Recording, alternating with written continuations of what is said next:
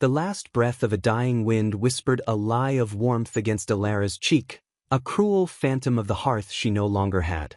Snow, as fine and sharp as crushed glass, drove into her threadbare cloak, seeking the last vestiges of life in her, and the small, shivering bundle clutched to her chest. Each step was a bargain with the grave, a sinking negotiation into a drift that rose to her waist, hungry and white. The world had shrunk to this singular agony, the weight of her son, Thomas, and the howling fury of a blizzard that had a voice, and that voice spoke a single word: rejection. Her kin, the righteous folk of Providence, had cast her out, their faces hard as frozen earth, their hearts sealed against her pleas. Jedediah's poison had done its work, turning her from a respected schoolteacher into a pariah, a sinner to be scoured from their community lest her stain spread. Now, the wilderness was their church, and the storm their final sermon. Thomas whimpered, a sound thin as a bird's cry, and she hugged him tighter, her own tears freezing to her lashes. The cold was a patient predator, its icy teeth sinking deep into her bones, promising a quiet, dreamless sleep. She stumbled, falling to her knees in the suffocating whiteness, the last of her strength unraveling like a frayed rope. Have you ever been so lost, so utterly abandoned, that the very landscape seems to rise up and demand your surrender? This is the story of a woman thrown to the wolves of winter, a tale of how a heart, frozen by betrayal, can find a fire in the most unexpected of places. It is a story of a warrior who had buried his own heart in the mountains, and the cast-out woman who would teach him that even the deepest wounds can be warmed by the light of a shared dawn. For in the unforgiving frontier, sometimes the greatest shelter is not a roof, but the steadfast presence of a soul who refuses to let you fall. Her journey was just beginning, there in the snow, on the precipice of an end that was, in truth, a terrifying and beautiful new start. The darkness at the edge of her vision was creeping in, soft and inviting, but a flicker of defiance, a mother's undying promise to her child, refused to be extinguished. Liam was a man made of the same unforgiving granite as the mountains that claimed him. He had come to this isolated peak to forget the world, and for 5 years, the world had obliged him.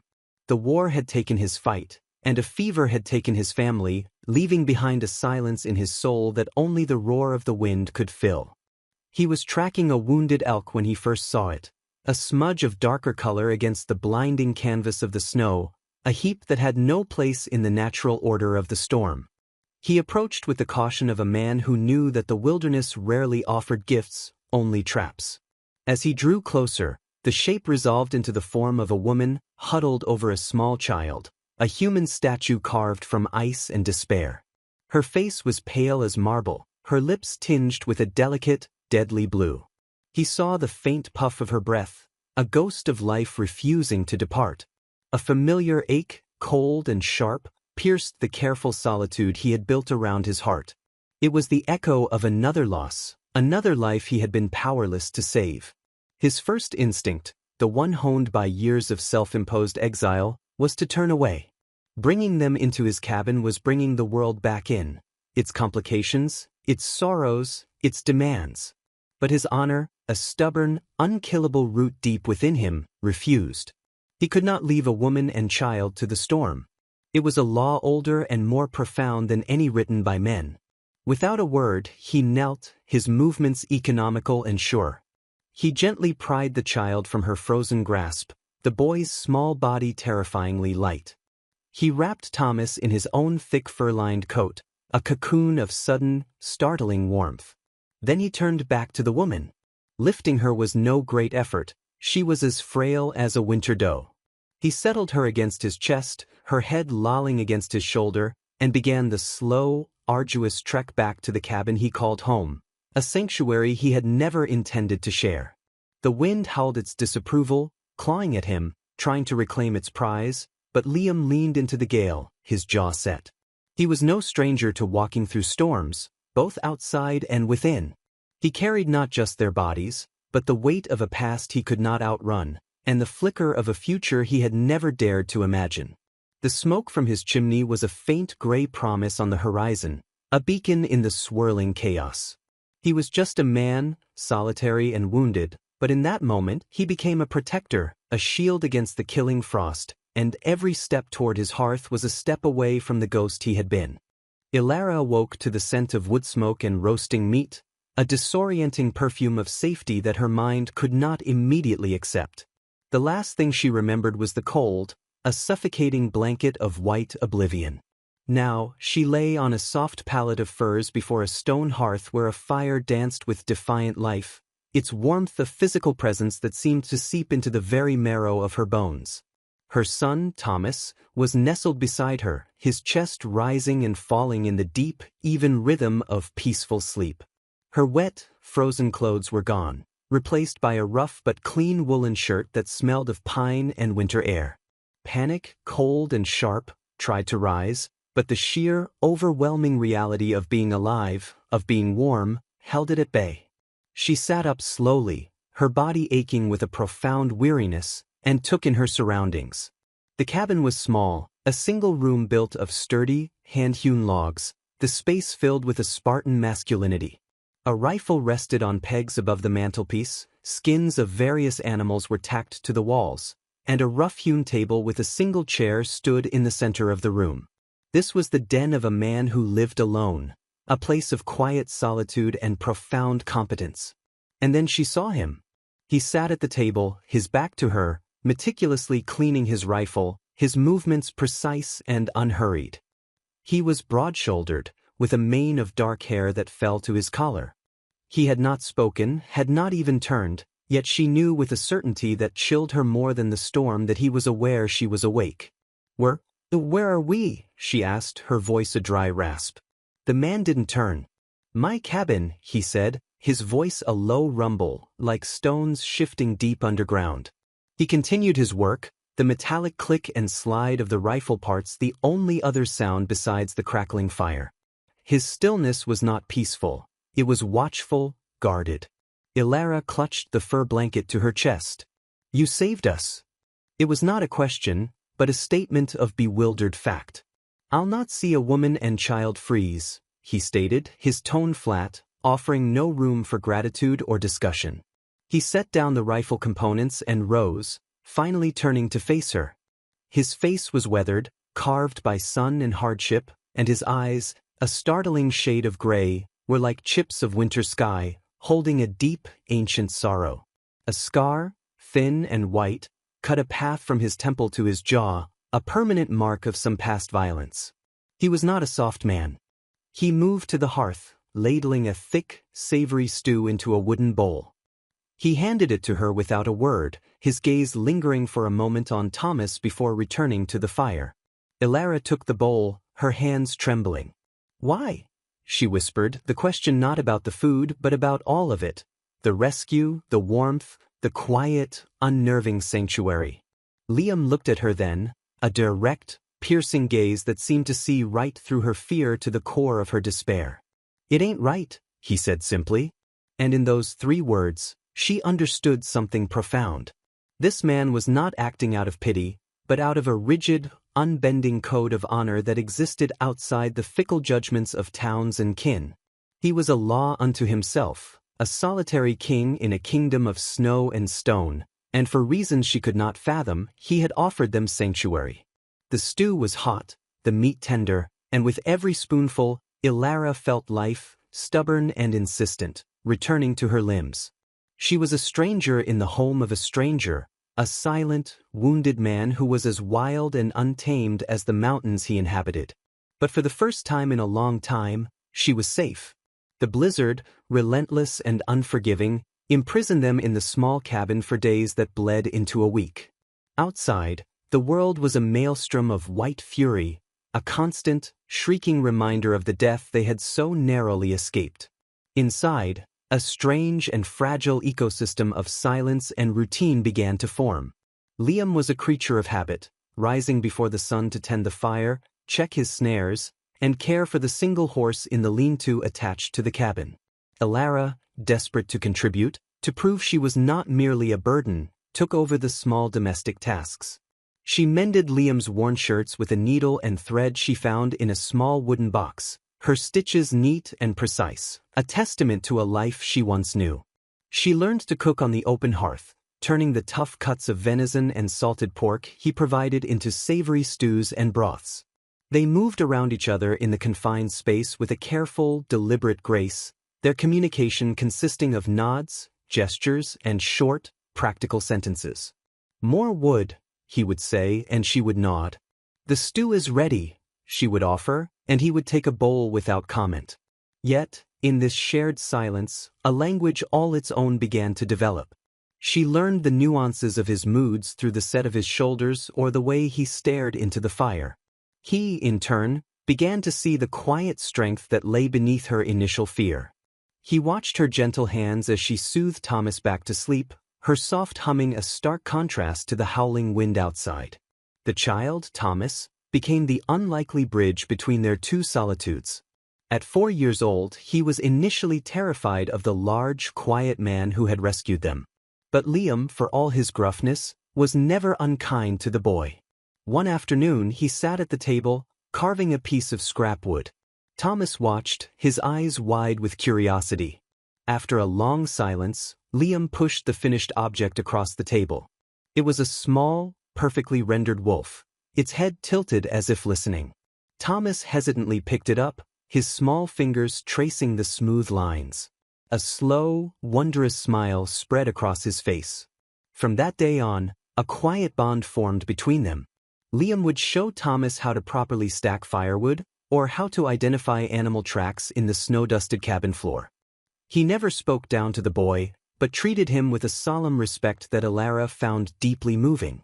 One evening, as the storm raged its fiercest, the wind rattling the very logs of the cabin, Thomas was startled awake by a particularly violent gust and began to cry. Ilara rushed to comfort him, but his sobs continued. Liam, who had been oiling a leather strap by the fire, rose and walked over to them. He knelt down, his large frame seeming to dwarf the small pallet. He didn't say a word, but simply reached out and placed a large, calloused hand on Thomas's back. He just held it there, solid and steady. The boy's crying subsided, his small body relaxing under the quiet, protective weight of that hand. He soon fell back asleep. Ilara looked at Liam, his face illuminated by the firelight, and saw not just a stoic protector, but a man of profound, buried gentleness. In that moment, the cabin ceased to be a prison and became a sanctuary. The silence between them was no longer empty, but filled with a growing, unspoken understanding. They were two wounded souls, cast adrift by the storms of their pasts, who had found a temporary harbor in the heart of winter, their trust being built not with words, but with shared bread, a carved wolf, and the steady warmth of a fire against the endless cold. As the fury of the blizzard finally exhausted itself, a profound and brilliant silence descended upon the mountain. The world outside the cabin was transformed, draped in a thick blanket of pristine snow that glittered under a newly emerged sun. The breaking of the storm felt like a release, an opportunity for the truths trapped within the cabin walls to finally see the light. That afternoon, as Ilara was sweeping the hearth, Liam spoke, his voice breaking the comfortable quiet. "You can't stay here forever. When the pass is clear, I'll take you to the nearest town." His words were not unkind, but they were a practical statement of fact, a reminder that their time in this strange haven was finite. The thought of leaving, of returning to a world that had rejected her, sent a chill of fear through Ilara that was colder than any winter wind.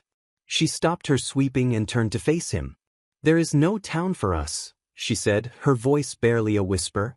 Liam's gray eyes held hers, his expression unreadable but attentive. He waited, letting the silence draw the story from her. And so, it came pouring out, a torrent of pain and betrayal held back for too long. She told him of Providence, of her life as a respected schoolteacher, of her late husband, a good and gentle man. She spoke of Jedediah Croft, a man of wealth and influence in their church, whose advances she had politely but firmly rejected. She described how, after her husband's death, Jedediah's possessiveness had curdled into a venomous obsession. When she refused his offer of protection, he had systematically destroyed her. He twisted her grief into accusations of impropriety, her independence into proof of a sinful nature. He whispered lies in the ears of the elders, lies that were easier to believe than the complex truth of a widow's struggle. They called a meeting, Ilara said, her eyes fixed on the fire, reliving the horror. They said I was a corrupting influence, that I had brought shame upon the community. They gave me one night to pack what I could carry and leave. She finally looked at him, her eyes shimmering with unshed tears. My own kin, people I had known my entire life, turned their backs. They cast me and my son out into a brewing storm, believing it was God's will. Liam listened without interruption, his stoic mask firmly in place. But she could see a muscle tightening in his jaw, a dangerous, dark fire kindling in the depths of his gray eyes. When she finished, a heavy silence filled the cabin. Jedediah, he said, the name tasting like a curse on his tongue. He expects you to crawl back to him. Broken. Ilara nodded, a single tear tracing a path down her cheek. He cannot have me. I would rather die in the wilderness. Liam looked away from her, his gaze turning inward to the haunted landscapes of his own past. Men like that, he said, his voice low and hard, they believe the world and everyone in it is theirs for the taking. A profound sadness entered his eyes. I went to war believing I was fighting for something honorable. When I came back, my wife and daughter were gone. Taken by a fever. I wasn't there. He spoke the words as a confession, a burden he had carried in solitude for years. I learned then that there are some things you can't fight. But a man like Jedediah, he is not a force of nature. He is a snake. And snakes can be dealt with. In that moment of shared vulnerability, the last wall between them crumbled. They were no longer just a rescuer and a victim. They were two people marked by loss, who understood the profound injustice of a world that could take everything in an instant. The bond forged between them was no longer just about survival. It was about a shared understanding of pain and a mutual, unspoken vow to stand against the darkness. The shadows of their pasts had met in the firelight, and instead of extinguishing the flame, they had made it burn brighter. The arrival of Jedediah Croft was not a surprise, but an inevitability, like the coming of a plague. He had tracked them with the relentless patience of a predator, his arrogance a compass pointing him toward what he considered his property. He arrived on a fine black horse, a stark and menacing figure against the pure white of the snow-covered landscape. He was flanked by two hired men, their faces as hard and merciless as their employers. They stopped a short distance from the cabin, their presence a violation of the profound peace that had settled over Liam's mountain. Liam was outside, splitting wood, when they rode into the clearing. He did not stop his work, the rhythmic thud of the axe on wood the only sound in the tense silence. He had been expecting this. He had seen the signs, the unfamiliar tracks, and had felt the shift in the air. Ilara, who had been watching Thomas play near the cabin door, froze. The sight of Jedediah made the blood run cold in her veins. She quickly ushered Thomas inside, her heart pounding against her ribs like a trapped bird. Jedediah dismounted, his expensive leather coat a testament to a wealth that had bought him power but no honor. "I've come for the woman," he announced, his voice carrying an assumption of absolute authority. Liam finished splitting a log before he slowly straightened up, leaning the axe against the chopping block. He turned to face Jedediah, his expression calm, his body relaxed but poised. "She ain't yours to take," Liam said, his voice quiet but carrying the weight of immovable conviction. Jedediah let out a short, humorless laugh. "She is a fallen woman, a stain on a righteous community. I am here to offer her a path to redemption, under my care. She belongs with her own kind." He looked past Liam, his eyes fixed on the cabin door. "Ilara, stop this foolishness and come out. You and the boy. Don't make me have my men drag you out of this squalor." Inside, Ilara clutched Thomas to her, her body trembling. The old fear, the helplessness she had felt on the day of her exile, threatened to consume her. But then she looked around the small, warm cabin. She thought of Liam's quiet kindness, the carved wolf, the steady weight of his hand on her son's back. This was not squalor. It was the only true home she had known. Something inside her, a core of strength she had forgotten she possessed, began to solidify. Liam took a slow step forward, positioning himself squarely between Jedediah and the cabin. "The only stain I see here is you," he said, his voice dropping to a low, dangerous growl. "You prey on a grieving widow, you use your power to turn a whole town against her, and you hunt her down like an animal. You will leave this mountain. Now." Jedediah's face flushed with anger. His authority had been challenged, his will denied. "You have no idea who I am," he sneered. "I am a pillar of my community." "You're a tyrant," Liam countered, "and this ain't your community. This is my home. And she is under my protection." The two hired men shifted, their hands moving toward the pistols at their belts. The air grew thick and heavy, the silence stretching taut, ready to snap. The serene mountain clearing had become a battleground, not just for Ilara's freedom, but for two opposing codes of honor, one of entitled cruelty and one of quiet, steadfast righteousness. The confrontation was set, a clash of wills as inevitable and as violent as the breaking of a storm. The moment stretched thin, a breath held too long. Jedediah's face twisted into a mask of pure rage, his civility stripped away to reveal the tyrant beneath. "Protection?" He spat the word. "You are nothing but a savage hiding in the rocks. I am taking what is mine." He gave a sharp nod to his men, a silent command to violence. As the hired men reached for their guns, Liam moved with a speed that was deceptive for a man his size. He was not a brawler, he was a warrior. He had closed the distance in 2 long strides, his fist connecting with the jaw of the first man before the man's pistol had even cleared its holster. The crack of bone was sharp and ugly in the clean mountain air. The second man, startled by the sudden ferocity, managed to draw his weapon, but Liam was already on him. He grabbed the man's gun hand, twisting it with brutal efficiency. The man screamed as his wrist snapped, the pistol dropping uselessly into the snow. Inside the cabin, Ilara heard the sounds of the fight, the grunts, the sickening thuds of impact, and a new kind of fear seized her. This was not the passive fear of a victim. It was the active, agonizing fear of someone watching a loved one in peril. She could not stand by. She could not let him fight for her alone. Jedediah, seeing his men so easily dispatched, backed away, his face pale with a mixture of fury and shock.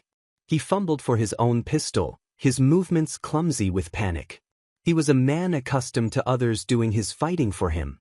He finally raised the gun, aiming it at Liam, whose back was momentarily turned as he shoved the second hired man to the ground. "Liam!" Ilara screamed from the doorway. He turned, his gray eyes locking with hers for a fraction of a second before seeing the new threat. He began to move, but Jedediah, emboldened by his advantage, steadied his aim. Time seemed to slow. Ilara saw it all unfold. Liam exposed, Jedediah triumphant, the black eye of the pistol barrel, a promise of death.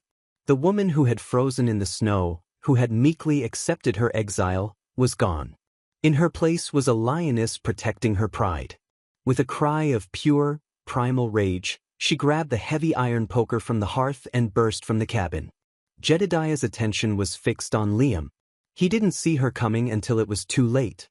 She swung the poker with all the strength in her body, the iron connecting with a sickening crunch against his gun arm. The shot went wide, the bullet burying itself in a pine tree with a harmless thwack. Jedediah shrieked in pain, dropping the pistol as his arm went numb. He stared at her, his eyes wide with disbelief. He did not recognize this woman, this fierce, defiant creature who stood before him, the iron poker held like a scepter, her eyes blazing with a righteous fire he had never imagined she possessed. "You will not hurt him," she said, her voice shaking but clear and strong. "You will not touch my family." Liam was at her side in an instant, his hand closing over hers on the poker, a silent gesture of unity. He stood with her, a solid wall of support. The two defeated hired men were struggling to their feet, their will to fight broken. Jedediah clutched his shattered arm, his arrogance finally crumbling into pathetic, whimpering fear. He looked from Ilara's resolute face to Liam's cold, unforgiving eyes and knew he was utterly defeated. His power, his influence, meant nothing here. On this mountain, there was a different law, a law of courage and of love, and against it his tyranny had shattered like glass. He was vanquished, not just by the strength of a warrior, but by the indomitable spirit of a woman who had found her voice and her courage in the heart of the wild. The silence that descended after Jedediah and his men retreated was more profound than any that had come before. It was not an empty quiet, but one filled with the deep, thrumming peace of a battle won and a threat extinguished. The snow in the clearing was trampled and stained, the only evidence of the violent intrusion, but the air itself felt cleansed. Elara stood watching them go, the heavy iron poker still clutched in her hand, her knuckles white. Her breathing was ragged, the adrenaline slowly ebbing away, leaving a trembling in its wake. Liam came to stand beside her, his presence a warm, solid anchor in the swirling aftermath of emotion. He gently took the poker from her grasp, his fingers brushing against hers. "It's over," he said, his voice soft. She looked up at him, her eyes still holding the last embers of the fire she had unleashed. "I was so afraid," she confessed, the admission a whisper. "But you were not," he countered, his gray eyes filled with a deep, consuming admiration. "I have never seen anything so brave." He reached out, his calloused thumb gently wiping a smudge of soot from her cheek. In that small, tender gesture, a universe of unspoken feelings was communicated. The last of the ice around Liam's heart, the final remnants of the self-imposed winter he had lived in for so long, melted away. He saw in her not a damsel he had rescued, but an equal, a partner who had stood and fought alongside him. She had saved him just as surely as he had saved her. That evening, as the fire crackled in the hearth and Thomas slept soundly on his pallet, a new, comfortable intimacy settled between them. The roles of protector and protected had dissolved, leaving only a man and a woman who had found in each other a strength they did not know they possessed. Liam looked across the small cabin, at Elara mending a tear in Thomas's shirt, her face serene in the firelight. This small, fragile family, thrust upon him by a storm, had become the center of his world. They had filled the silence in his soul with warmth and purpose. "Elara," he began, his voice rough with emotion. She looked up, her needle pausing mid-stitch. "Don't go," he said, the words simple, direct, but carrying the weight of his entire being. "Say, not as a guest. As family. As my wife." Elara's heart swelled, a tide of joy so powerful it took her breath away. She had been cast out, deemed worthless, but this man, this honorable, solitary warrior, was offering her everything. He was offering her a home, a name, and the one thing she had thought she would never feel again, belonging. A slow, radiant smile spread across her face. "Yes," she whispered. A year later, the mountain was in the full bloom of spring. The cabin had been expanded, a new room added with a window that looked out over a valley bursting with wildflowers. Elara, her belly gently swollen with the promise of a new life, knelt in a small, thriving vegetable garden, her hands buried in the rich, dark earth. Thomas, now a sturdy, confident boy of 5, laughed as he chased a butterfly, his calls echoing in the clear mountain air. Liam stood on the porch, leaning against a post he had set himself, watching his family. He had laid the ghosts of his past to rest. The sorrow was still a part of him, a scar on his soul, but it was no longer a wound. It was a memory that had made room for new love, new life. The stoic protector had become a husband and a father, his gruff exterior softened by a deep and abiding happiness. He looked at Elara, her face tilted up to the sun, and knew he had found his redemption not in forgetting his past, but in building a future. They were a family forged in a blizzard, bound by courage, and nurtured by a love as wild and as resilient as the mountains they called home. The story of Liam and Elara does not end with the vanquishing of a villain or a simple promise to stay. It truly begins there, in the quiet aftermath, in the daily choices to build a life from the ashes of what was lost. They found in the heart of the unforgiving frontier not just survival, but a profound and lasting peace. Their home, once a lonely outpost for a wounded soul, became a sanctuary of hope, its walls echoing with a child's laughter and the soft murmurs of a love that had been tested by fire and ice. They created a world for themselves on that mountain, a world governed by honor, respect, and the quiet strength of two hearts beating as one. They proved that family is not always the one you are born into, but the one you build, the one you fight for, the one that stands with you when the rest of the world has cast you out. Their story teaches us a powerful truth, that even in the harshest of winters, when the soul feels frozen and all hope seems lost, a single act of kindness, a shared fire, can be enough to spark a new spring. It reminds us that our deepest wounds do not have to define our future, and that redemption can be found in the courage to open our hearts one more time. The love that grew between the stoic warrior and the resilient survivor was a testament to the enduring power of the human spirit to heal, to grow, and to find a home in the most unexpected of places. They became more than just survivors. They became a symbol of hope, a quiet legend whispered on the mountain winds, a story of how two broken souls can come together to make each other whole again, creating a legacy of love as enduring as the granite peaks that watched over them. Their tale serves as a powerful reminder that true strength is not the absence of fear, but the decision to stand up in the face of it, together. What do you think? Can a heart truly heal after being broken by the very people who were supposed to protect it? Can love truly blossom in the shadow of such profound loss and betrayal? The journey of Elara and Liam suggests that it can, that the human spirit is a resilient and powerful force, capable of finding light in the deepest darkness.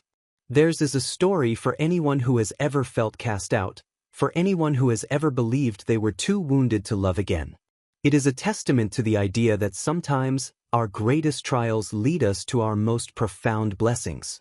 We believe that stories like this matter, that they remind us of the strength and compassion we are all capable of. If their story touched your heart, let us know in the comments below. What part of their journey resonated with you the most? Your thoughts and your stories are a vital part of this community. And if you wish to hear more tales of redemption, courage, and the enduring power of love on the untamed frontier, please consider liking this video and subscribing to our channel.